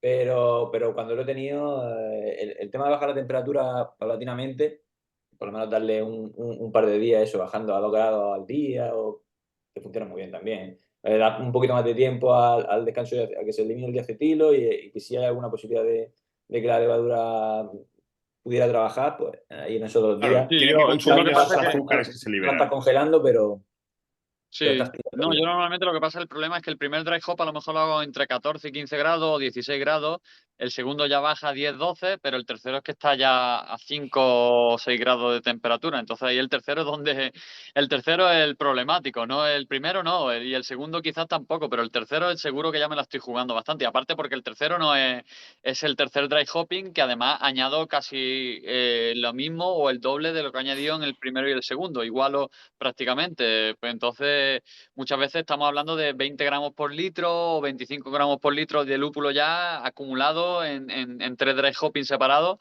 Y eso al final termina cargando, porque además el lúpulo también aporta azúcares, no solamente aporta enzimas, sino que también aporta azúcares. Nos gusta o no, también hay ciertos azúcares que se van a liberar y van a estar ahí presentes aportando una posible segunda fermentación o refermentación. Entonces, es un arma de doble filo en el fondo. yo aquí lo que recomendaría sería que se leyeran la nueva IPA, el libro de Scott Janish, que tiene muy, muy, muy buena información sobre dry hopping y sobre hop creep. De hecho, tiene un capítulo completo sobre hop creep.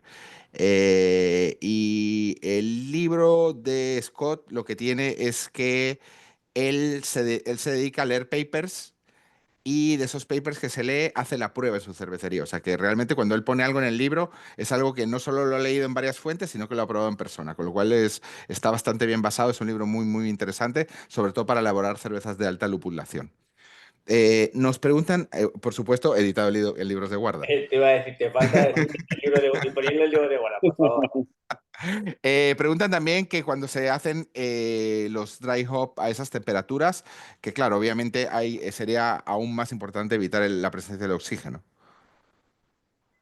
Claro, cuanto menor sea la temperatura, mayor es la probabilidad de absorción de gases, porque mayor es la capacidad de disolución de esos gases.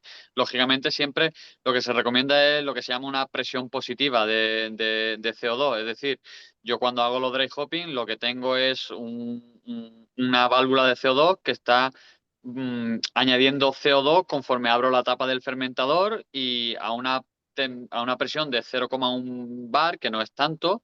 Estoy añadiendo siempre CO2 de manera que cuando añado ese lúpulo siempre tengo una cantidad de CO2 saliendo del fermentador. ¿Se gasta CO2 haciéndolo? Sí, pero intenta evitar lo máximo posible en oxidaciones. Es un compromiso también de eso, de que al final añade un coste a la cerveza no solamente el lúpulo, sino el CO2 que utilizo. Por eso hay que hacerlo rápido, abres la tapa y del fermentador, yo lo hago por arriba. Bueno, Salva, por ejemplo, usa un cañón de lúpulo que es mucho más efectivo en ese sentido, que encima puede hacerlo bajo presión, el dry hopping. Bueno, son distintos métodos. Yo, por desgracia, no tengo capacidad de utilizar un cañón de lúpulo porque mis fermentadores no tienen una válvula tan grande por la que adjuntar un cañón de lúpulo. Y tengo que abrir la tapa del fermentador. ¿Qué hago? Meto presión positiva en el fermentador y a partir de ahí sigo inyectando CO2 conforme abro la tapa y añado el lúpulo. Y una vez que eso, añado más CO2 y luego hago un poco de desaire del fermentador, es decir, añado presión positiva e intento que ese CO2 empuje y luego a veces incluso burbujeo CO2 por abajo para que salga por arriba y empuje el posible oxígeno también y me ayuda también a mezclar el lúpulo con la cerveza, es decir, empujo CO2 desde abajo, desde el puerto o la toma inferior del fermentador y dejo que salga por el brazo de desaire del fermentador y eso hace que también mezcle, no solamente me evita el oxígeno que haya podido ingresar por la tapa, por arriba, que es difícil, pero aún así consigo que se haga una mezcla también por burbuja, que se mezcle el lúpulo y moje todo bien el lúpulo y ese lúpulo se mezcle luego con la cerveza ya terminada. No sé, aquí es que claro, con el tema del dry hopping, cada maestrillo tiene su librillo, ¿verdad? Todos tenemos nuestras temperaturas, tiempo y métodos fetiche, creo yo, no lo sé. Y también que cada equipo es un mundo, ¿no? Y yo siempre digo que el cervecero realmente se trabaja con su equipo y yo trabajo muy bien con mi equipo, pero si me ponen en otra fábrica probablemente tardaría un tiempo en poder realizar o ejecutar las mismas cervezas que hago en la mía, porque tengo que adaptarme al equipo. Al final, el equipo dicta un poco tu metodología, más que otra cosa. Y bueno, y también hay una cosa que quiero decir, usar tasas de lupulación de 15, 20, 25 gramos por litro es algo que se lleva haciendo muy poco tiempo. Y estamos como Sí, todos trabajando en un terreno desconocido, ¿no? Entonces sí, sí, tampoco sí. hay una información centenaria o milenaria de cómo trabajar Mm. con tasas de lupulación tan elevadas. Entonces al final es mucho No. más experimentación que no tanto conocimiento, Y memoria. no es nada fácil tampoco trabajar con esas tasas, a no ser que utilices otro tipo de lúpulos que no sean los típicos T90, ¿no? Si utilizas ya criolúpulo y otro tipo de extractos y demás, el Spectrum o otro tipo de extracto es mucho más sencillo en equivalencia de gramos por litro, pero si utilizas los T90, a partir de 20 gramos por litro ya empiezas a tener ciertos problemas. Hay mucha problemática para luego sacar, porque claro, ese lúpulo entra fácil. El problema es cómo sale después, cómo lo sacas de la cerveza. Ahí, ahí empieza una problemática bastante No. grande. Y cuánta cerveza se va con las purgas que haces de esos pellets? Que eso es Exactamente, ahí se pierde mucho volumen de cerveza Yo con creo que eso tantos daría, gramos por litro. eso daría para para otro conversatorio, ¿no? O sea, hablar de Otro libro. métodos avanzados de lupulación, porque claro, esos métodos avanzados de lupulación que las grandes cerveceras llevan usando décadas, ahora, hoy, recientemente, las compañías de lúpulo están empezando a ofrecerlo en formatos asequibles para pequeñas cervecerías. Entonces nosotros Mm, estamos empezando a usar Hopflow, estamos empezando a usar Salvo, estamos empezando a usar un montón de cosas que antes tenías que comprar un barril de 200 litros y que hoy te lo venden sí. en formato adecuado. Entonces ahí también estamos todos experimentando sobre cómo reducir la cantidad de pellets T90 y empezar a usar estos productos que al final son más cómodos.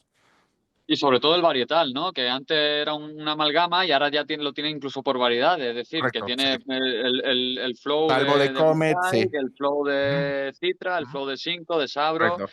y demás. Y lo tiene también para todo, para Whirlpool, para antes de la fermentación, para después. O sea, no solamente es que las grandes lo utilizasen, sino que ahora está mucho más adaptado a nosotros, Sí, a lo que vamos buscando, sí, sí. para, No, para mejor o para peor. y sobre todo porque, bueno, quiero decir, en países donde obviamente mover grandes cantidades de lúpulo no solo genera un tema de costes, sino problemas aduaneros, ¿no? Porque así como un lúpulo en pellet es un producto agrícola y te piden un montón de papeles fitosanitarios, bla, bla, bla, bla, bla, bla, una garrafita de un extracto pasa como si Ni lo fuera cualquier mira. cosa. Entonces, al Mm. final las ventajas son interesantes y, de hecho nosotros estamos experimentando mucho con eso en Cervecería Feroz precisamente por las ventajas que tiene. Pero como digo, esto da para otro conversatorio otro día. Mm. No sé si hay alguna pregunta más antes de cerrar. No sé, los asistentes, si alguno tiene alguna duda sobre estabilidad, vida útil, oxidación.